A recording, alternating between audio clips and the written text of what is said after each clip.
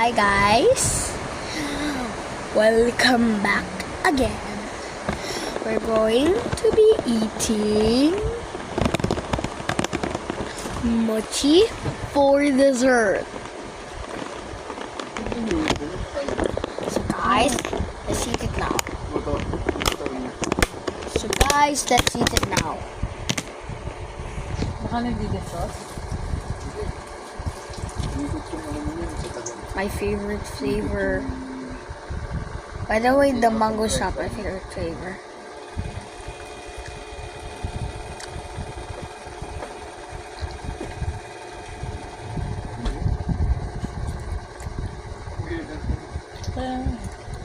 Kaya ko bang bawasan?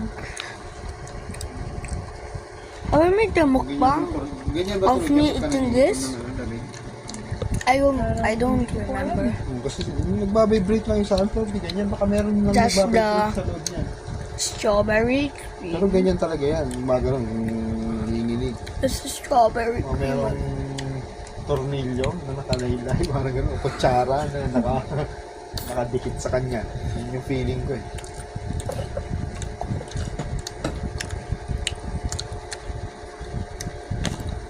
Hinain ko yung ano dito.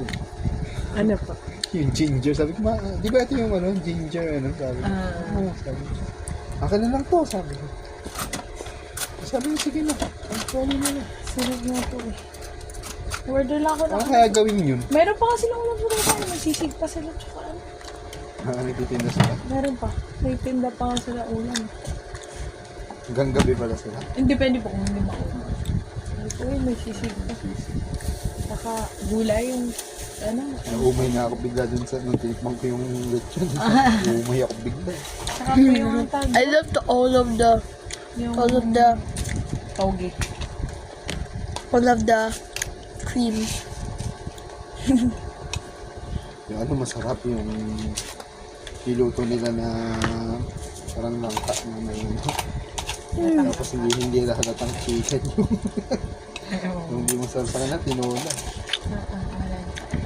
Saka yung nilando nila matata. Hindi na parang batok lang yung mata naman yun.